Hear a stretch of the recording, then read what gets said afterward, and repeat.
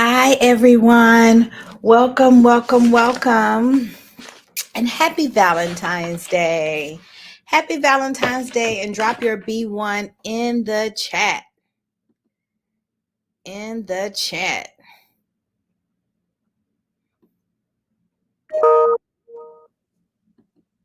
Come on in here and drop a B1 and let me know you're here. If you're about that B1 life. Let me see here. Drop that B1. Drop that B1. Give me 1 second.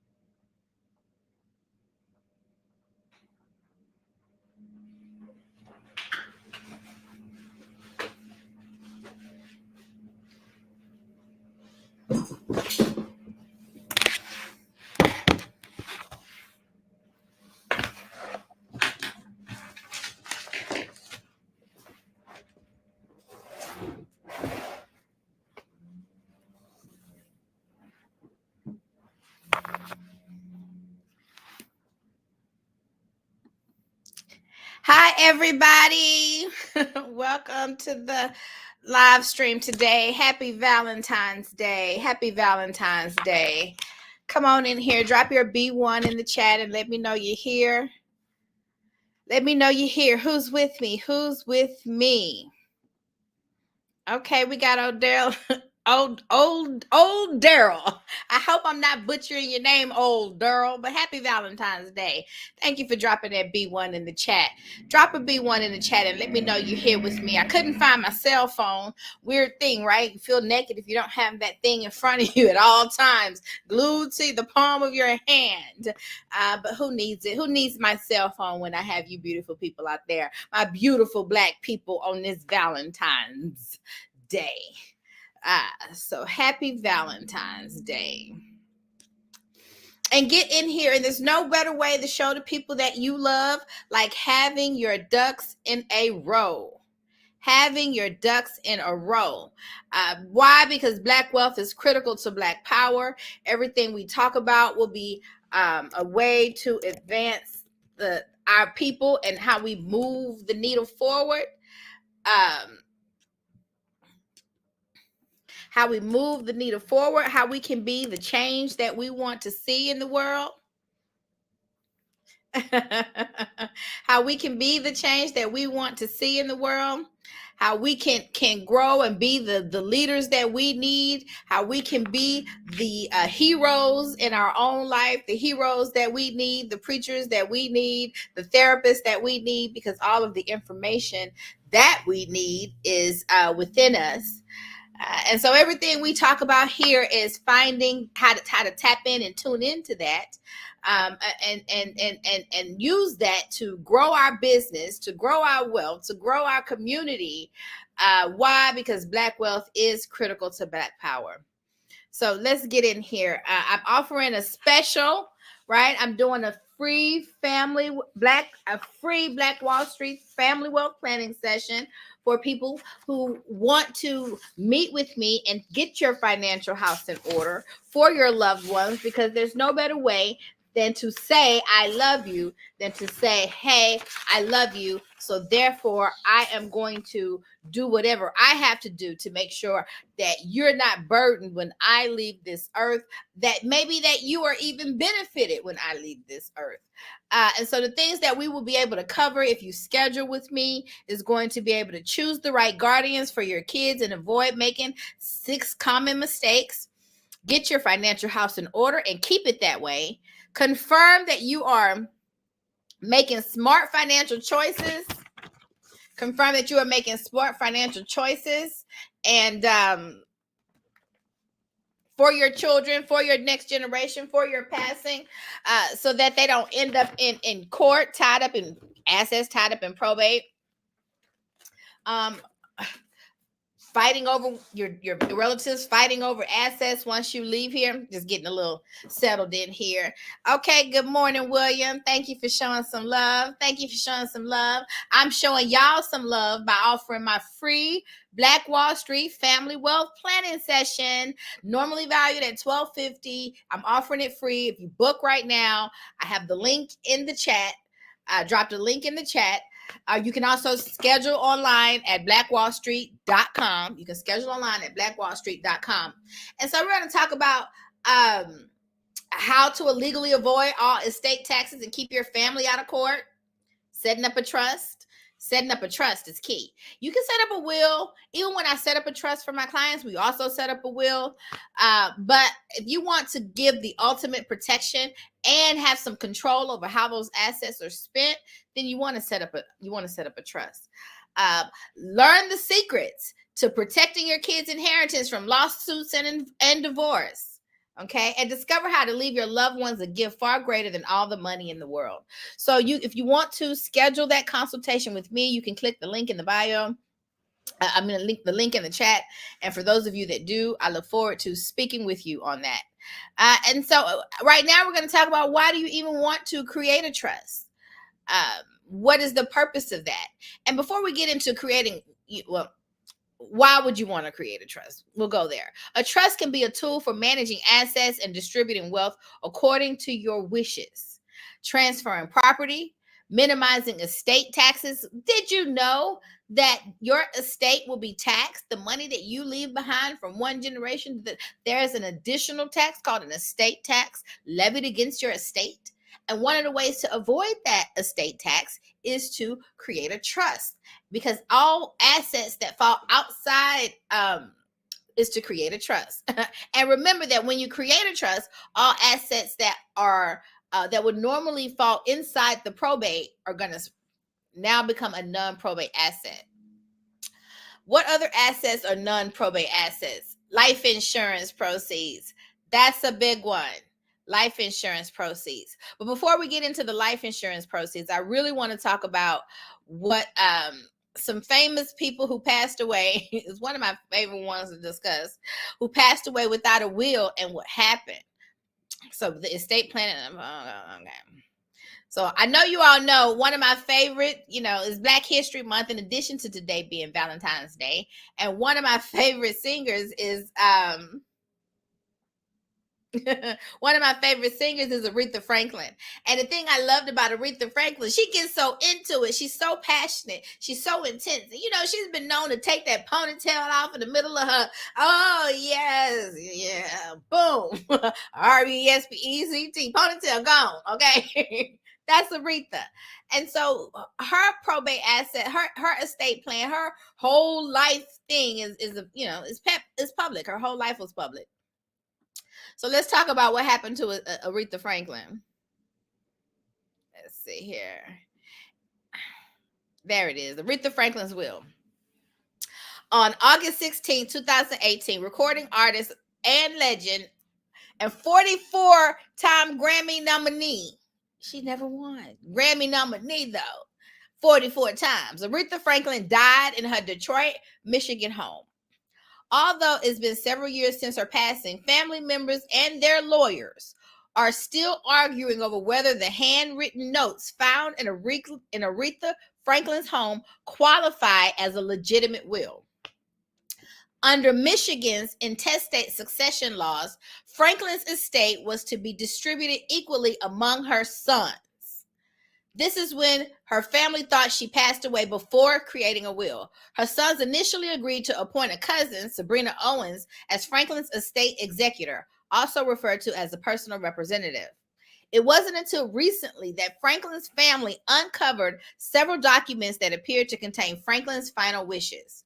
This discovery is what sparked the start of years of expensive legal battles and family disagreements.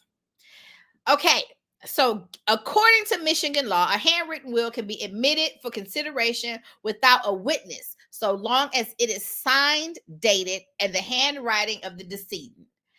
The decedent is the person who passed away. Okay. Had Franklin been found to die without a will, Her estate would have been divided between her 4 sons, according to the intestate laws of Michigan. However, a nearly illegible 2014 draft of her will does not list her eldest son, Clarence, as a beneficiary. It simply states that her 3 sons check on Clarence's welfare weekly and oversee his needs. Because of this confusion, there is no end in sight to the family feud, especially seeing as Franklin's combined assets are said to be worth hundreds of millions of dollars. Dying without a will is a surefire way to trigger endless disputes among remaining heirs, and dying with an impossible to decipher unofficial will written on a hand note only adds to the turmoil and the mayhem. Okay. Another person who we know who passed away without a will is Prince, or the artist formerly known as Prince. The well-known and beloved musical artist Prince died in his Paisley Park, Minnesota mansion on April 21st, 2016 at the tender age of 57. While tragic and in and of itself, the fact that Prince died was intestate meaning dying without a will,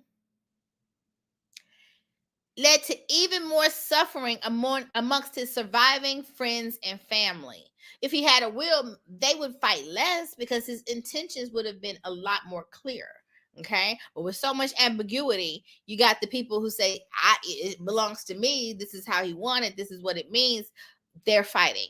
We'll never know why Prince didn't prioritize his estate planning, especially considering his enormous net worth.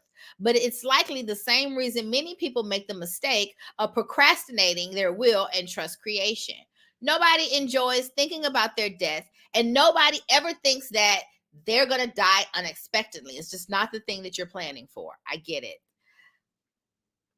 Ugh. While family quarrels over celebrity wills are not common, Prince's case is more rare because he left absolutely nothing, zero, zilch, nada, in terms of a will or how he wanted his assets distributed among his many heirs. This was precipitated not only heated discussions, tongue tied. This created so many fights, in other words, okay, paraphrasing.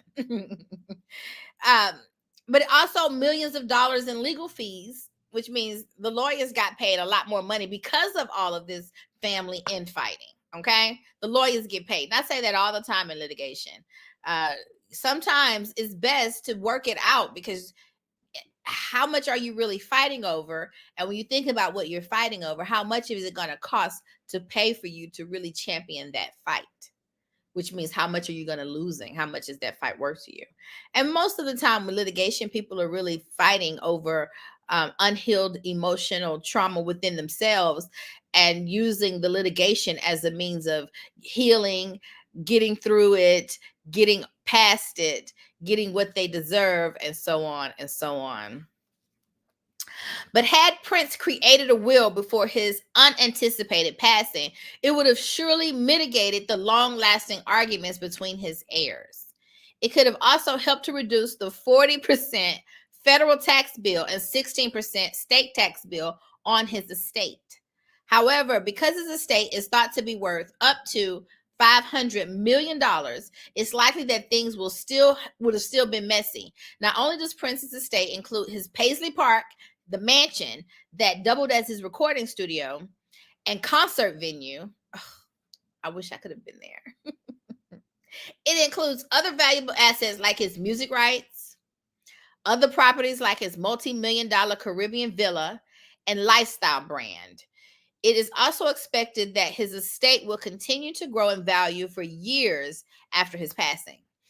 So as it stands today, Prince's official heirs have been narrowed down to 6 people: Tyka Nelson, his full sister, and half siblings, Noreen Nelson, Sharon Nelson, and John Nelson. Alfred Jackson and Omar Baker, 2 more. But the entirety of his estate has not been settled and probably will not be settled anytime soon. So the date of this article was, let me see here, 15 minutes.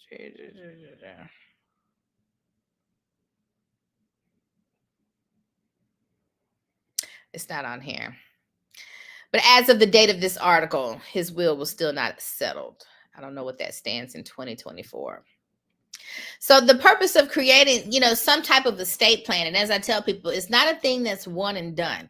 It is a living, breathing document. It's a living, breathing contract that should reflect your life as it continues to grow, live, and breathe. Just like a baby grows, lives, and breathes. And the same is true for your Black-owned business. As it grows and changes, contracts need to be updated. Contracts need to be updated. uh Wait a minute. Oh, Daryl, so my life insurance ain't it. Well, well, you need multiple different types of insurance. Let sit that right there. You need different types of insurance, just like you need home insurance and car insurance. You may have a business and need a different type of a business insurance to make sure that you're fully protected. Insuring your life is a wonderful thing. And so I can't say that your life insurance is not good or not, and I don't know why you would assume that.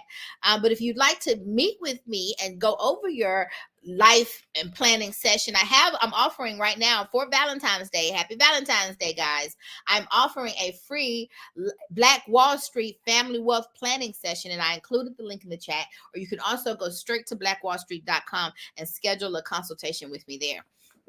So, okay, we got into, what happened when Aretha Franklin didn't leave a will. We got into what happened when Prince didn't leave a will. And so we got for those of you who are just now coming in here. I may go over it again because it looked like my head was halfway cut off during the live anyway. But we got Sharon Evans. Good morning. Thank you. You're welcome, beautiful. You're welcome. You're welcome. It's a pleasure to have you on the live. So thank you for joining me. We got D God in the house. That is what I'm talking about. A black person, looks like a female, a Black woman who knows who she truly is. We are all God manifested in human form. And I don't spare any of that knowledge. I stand on that foundation when I talk about that in my book. That is made up in three different parts. Is blocked off in three parts, three different pillars. The first part, we go over the laws of the universe. The second part, we go over the laws of the land. And the third part, we go over the laws of man, which are the laws of you.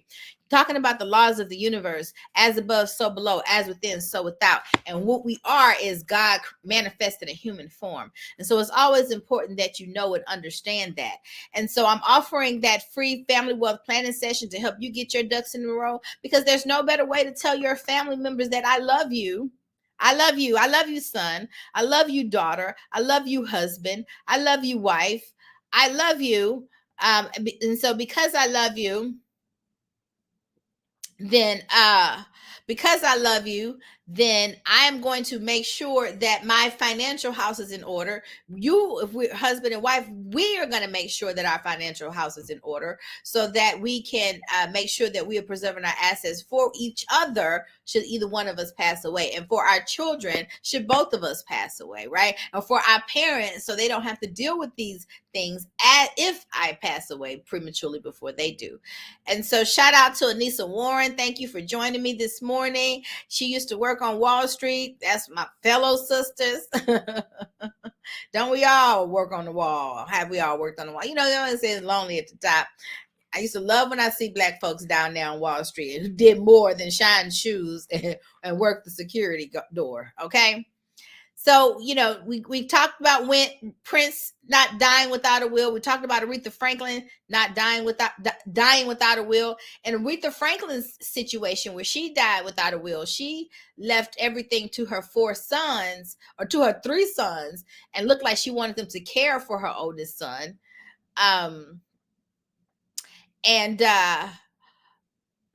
But that was not why the case ended up in probate, because if she had died without any type of will, it would pass on to her four sons in equal measure.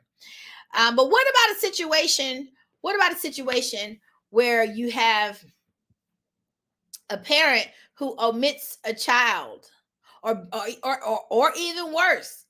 Here, I'm about to unlock a new fear for you. What will happen if you have a child who was not born at the time you made plans to settle your estate? So I have a situation that I've been dealing with a close friend of mine, which is very interesting. But that is exactly what happened, and it happened not with a probate asset, because this was how things were left. There was really not a lot of probate assets, because everything was left. The bulk of the estate that created the value in the estate, the high ticket items in the estate, was the life insurance proceeds. And the life insurance proceeds is a non-probate asset that will pass outside of the jurisdiction of the probate courts. And so those assets in the life insurance proceeds will pass by the terms of the contracts, the insurance contract to be specific. So in this situation, the insurance terms of the insurance contract left that 1/3 of the asset of the proceeds were to be left to biological parents.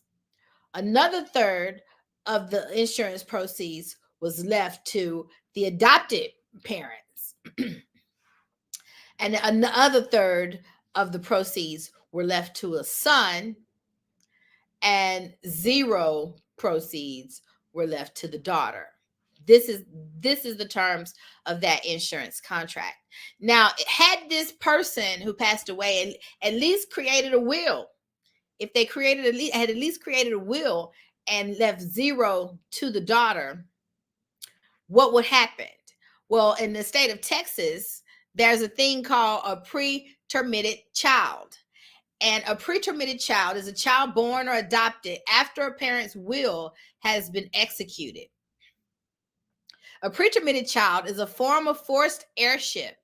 This means that a pretermitted child will still receive part of their parents' estate, even if they are not mentioned in the will.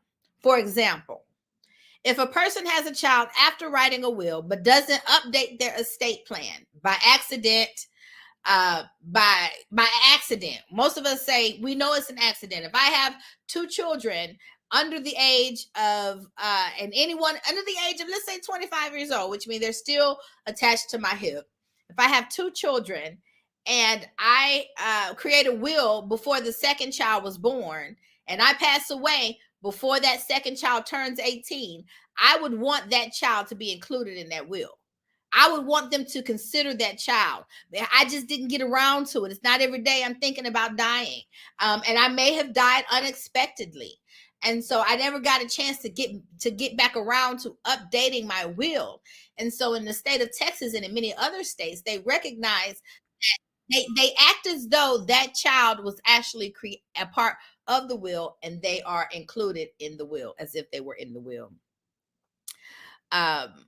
Their child may be considered, because that child is considered pretermitted.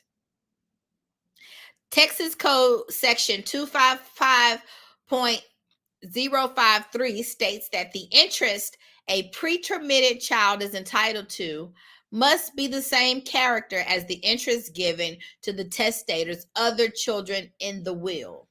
Okay? That's what happens. Now, if a person dies with the will and do not include that child that was left nothing by accident, the Texas will consider that child a pretermitted child and lump them back into the will as if they were a part of the will. Now, I want you to understand, if there was no will, right? And that's that.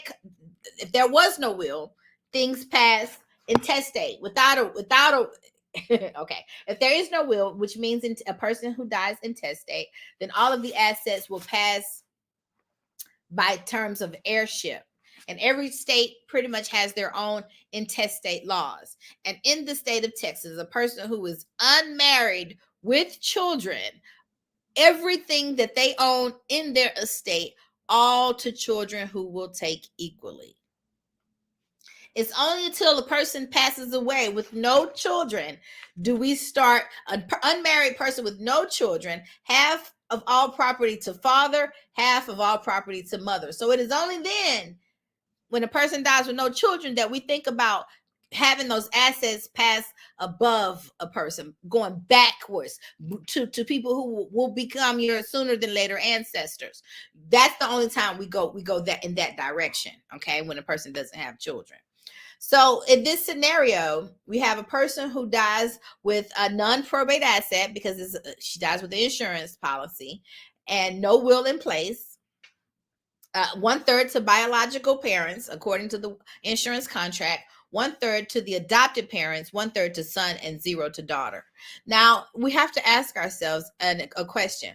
What on earth would make a person even create a scenario where they leave nothing to their daughter, who is still living in their house, who they are still taking care of, who they are still providing for day in and day out? Why on earth would someone not leave anything to their daughter and leave a third to their son, and then leave a third to their biological parents and a third to their adopted parents? Well, let me tell you what happens when you leave assets to minors who are under the age of 18 years old. When you leave and you don't have a will in place and you don't have a trust in place, when you leave assets to people who are under the age of 18 years old, those assets will most likely definitely end up in probate. The insurance company is not going to cut a check to a minor. It will trigger probate, right? And in the probate court, the court will appoint a guardian ad litem to represent the interests of that minor child. And so basically the court will step in and play parent and give this child quasi parents to make sure that they get the check, that they either deposit the check in the court's registry till the child turns 18, that the child, let's say I've been a guardian ad litem at times, and was appointed as a guardian ad litem on plenty cases where I was appointed to represent the interests of the child in cases where a child was receiving a check from a settlement from, let's say, a lawsuit, most likely a personal injury lawsuit.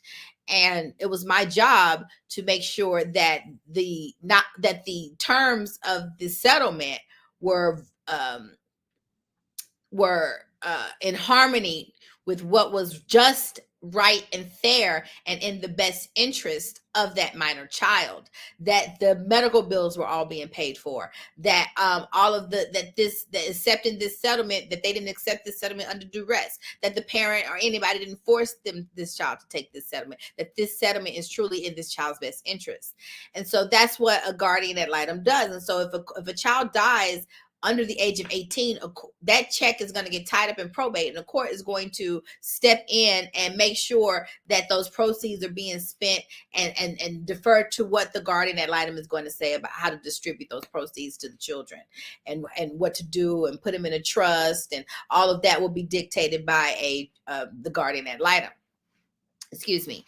And so if you do not have so that's what will happen. So but the reason why you're creating this life insurance contract, you want to provide for your family members and keep your family members out of court. This is a non-probate asset. It doesn't have to pass through the probate courts. And so what you'll do then sometimes is that's why I could only foresee why you would leave the daughter out. Either the daughter was not born at the time that this life insurance contract was created, which is why this daughter is not included in this life insurance contract. Either the daughter was not born at the time of inception, or the daughter was under the age of 18 at the time of inception, and they didn't want to have those probate proceeds. They didn't want to have a non-probate asset get tied up in probate court. Okay, so that was a lot I said. So drop a B1. Let me know that you're with me. Let me know that you got that. Thank you. Let me know that you got that. Love is love. Love is love. But oftentimes when we have proceeds and when people pass away, it seems like, I don't know, where did the love go? It seems like all that love just flies out of the window, and people start acting from an ego place, from a place of greed and ego. And I found my phone. It was under the seat. My daddy wishing me a happy Valentine's Day. Oh, I love you too, Daddy. So thank you for that, because they helped me find my phone. Make sure you schedule your free Black Wall Street family wealth planning session. I dropped the link in the chat. I dropped the link in the chat, so check that out. And why? What is the importance of doing that? Because I'm giving you an example. I've given you an example. We talked about what happened to an Aretha Franklin's estate. We talked about what happened in Prince's estate. Now I'm giving you a case study of an estate that I know about personally, and I saw where they had a non-probate asset, life insurance proceeds, which that check will pass by the terms of the life insurance contract. However, they either conceived, and so a child was left out of the life insurance contract, or the child was under the age of 18 and they didn't want to have this non-probate asset tied up in probate court, which is why I can foresee that they left this child off of the insurance contract. And so what happens when this person now has passed away unexpectedly? The grandparents take biological grandparents take their third of the proceeds from the life insurance. The adopted parents take their third from the proceeds of the life insurance contract. And both of these grandparents, okay, come with me. Both of these grandparents convince the son to split his 1/3 to half that with his sister, who was not included in the insurance contract, the non-probate asset.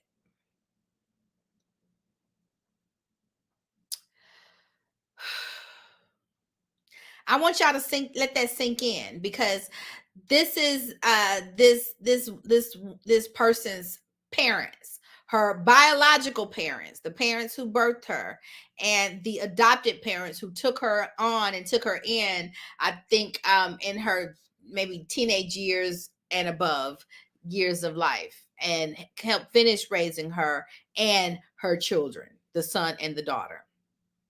She passes away with the life insurance policy. 1/3 to bio parents, they took their money and ran. 1/3 to adopted parents, took their money and ran. And they convinced the son to split his 1/3 with his sister, who was omitted from that insurance contract. Now, this person had a will and had settled a will at that time, the rules on pretermitted children, that omitted child, that accidental omitted child would have been pulled into that will, and the will would have gone through the probate process. But what would do if you do not want that? What if a trust had been created? A trust had been created, which is in a sense a trust contract, which will keep that trust, those assets that are included in the trust, it takes it out of the power of the probate state, and it will also pass as a non-probate asset. A trust does. And many people create trusts. You want to say, well, what is a trust? A trust is a trust contract made between you and a third party, a trustee, who will sign up to administer the trust according to the terms of what you want. And it's even much more ironclad than a will, because a will, even though it will outline your wishes and outline what you want, a will still have to pass through the probate process in order to be validated, in order to be probated, is the term that we actually use. Okay? So trusts serve many purposes. And estate planning, tax planning, right? Estate tax planning, medical planning, and charitable giving.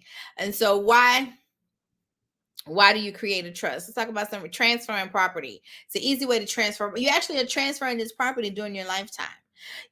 Once the trust is created, that's just step one. You have to go and title all of your assets, and now in the name of the trust, which is why it's outside of your creditors' estates, why your creditors can't reach it, or why your lawsuits, they can't reach it, because technically it's not yours anymore. And there are rules to that. You also, that's how much of a protection you have will be determined by whether or not you have a revocable or irrevocable trust, which is something I definitely think that you should talk to an attorney about one-on-one to see which is going to be better for you. But we like to say start small, start with a revocable trust so that you have the power to pull those assets in and out of the trust during your lifetime. And those trusts, we create them so that on the next level, those assets to the next generation are irrevocable, right? And it's just in an ideal way to help your family manage your estate if you become incapacitated too. That's another thing we don't think about. It's not just upon your death, it's upon your death and your incapacity. Mary Dean Esquire here at the wallstreetlawyer.com, coming to you live on Valentine's Day. Coming to you live on Valentine's Day. Love is love. And even when I say love is love, I think about the fact pattern that I just brought up. Do you think that the parents keeping 2/3 of the money that the decedent left is love? Love for the next generation, and leaving the child, which is their grandchild. We got the adopted parents' grandchild. We got the biological parents' biological grandchild. Do you think that they are acting and behaving loving for the next generation to take their money, okay, and allow the son, this woman's offspring, who are both children in their 20s, make them split the third that is left? Do you think that that is what the decedent wanted, would have really wanted? It's clear. It's clear. It's clear as day that this woman did not update her estate plan, that her death was sudden, that she did not anticipate passing away. And because if she did, I'm pretty sure that she would have named both of her children in her, updated her life insurance as beneficiaries to her children and children only, and left nothing, or maybe or a third to her grandparents, biological and adopted, equally, and left 2/3 to her children. And do you think it was love for them to split those proceeds the way that they did, in such a disproportionate and disadvantaged share to those grandchildren of theirs? Love is love.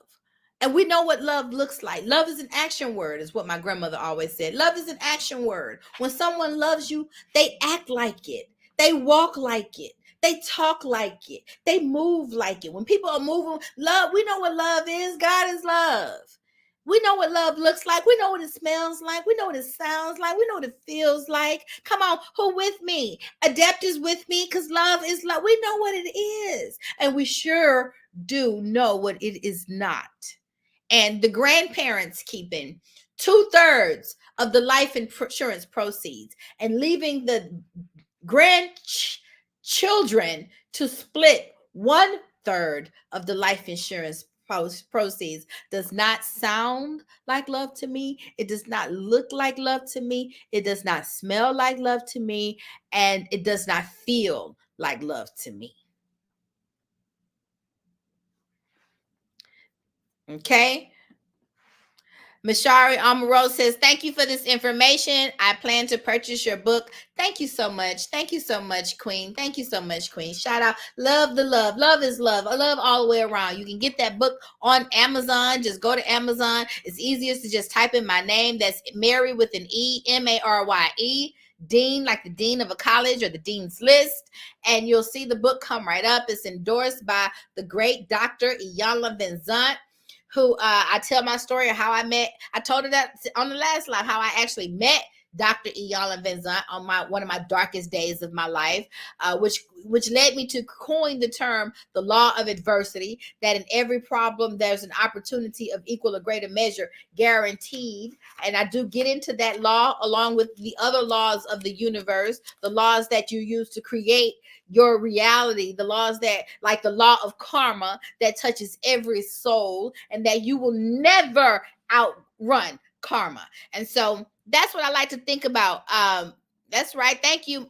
B1, shout out B1 to my queen sister Amorose, Omarose, Omarose, on this beautiful fine Valentine's Day in here with me, showing me some love on this wonderful Valentine's Day. And I'm sure you showing me love. I'm showing you love. It's Valentine's Day. I have a link in the chat. Make sure you schedule your Black Wall Street Family Wealth Planning session with me.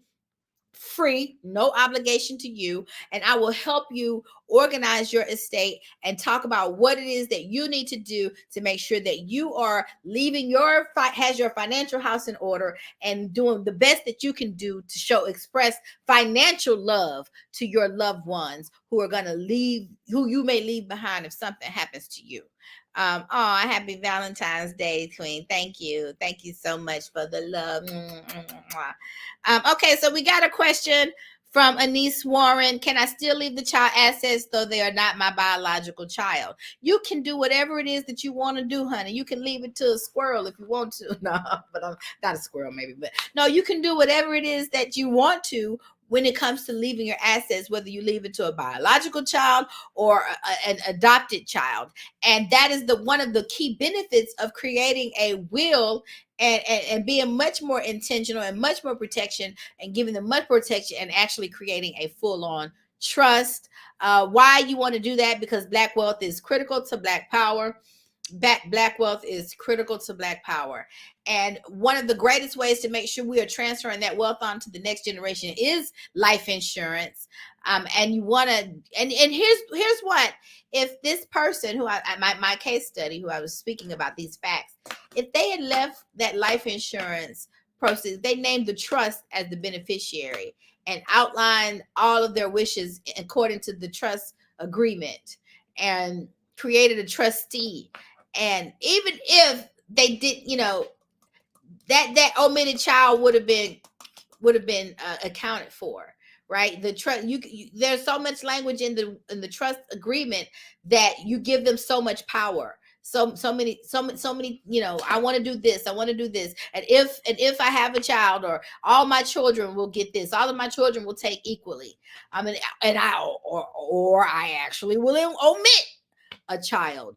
But they can be a lot more intentional when you are creating these documents during your lifetime, while you still have some control over what it is that you have control over, which is planning your estate plan. Planning your estate plan, getting you one of these wonderful, hefty little binders with all of the documents. And this is how your corporate binders should look too, by the way. And we'll get into the corporate binder on another live. That's another topic for another day. I love you, though. But yeah, no, the purpose of creating a trust, it is my hope and my desire to you that you leave your family behind like you love them. Love is an action word. Love is an action word. When you love someone, you act like you love. And if you love yourself, and if you love your community, your community that you built, your family, you want to make sure that it is, and especially if you have children who are under the age of 18, especially if you have a house and a mortgage, especially if you have cars and other assets, especially if you have retirement and other assets. How do you make sure that you are preserving these assets for the next generation? How do you make sure that you don't end up like Aretha Franklin, Prince, or my case study? Okay. And for those of you, as a matter of fact, now I want to speak directly to the daughter in that scenario who did not receive what you were what you rightfully should have received. As I talk about the laws of the universe in my book, and I touch on that early, the law of karma is a real thing, and she touches everybody. And so I just ask you that you don't let this situation turn you into a bitter Betty, but that you understand that, God loves you too much to allow suffering in your life. And so if suffering is allowed in your circle, that it is a dynamic reason Okay, it is something that God and the universe is trying to usher into your world. And so we take our medicine and we get strong. We eat our vitamins and we get strong. We eat our vegetables and we get stronger. And that is my message to you. I am the woman that my inner child needs. And so when your parents fail you, when your grandparents fail you, you have the opportunity to be, as you become your own woman and your own adult, you have the task and the opportunity to be what you need, to become what you need. I am the woman that my inner child needs. Happy Valentine's Day. I love you guys. Until we meet again, Mary Dean Esquire here at thewallstreetlawyer.com. You can follow me online on social media at The Wall Street Lawyer, on Instagram at The Wall Street ST Lawyer, on X. And bye-bye.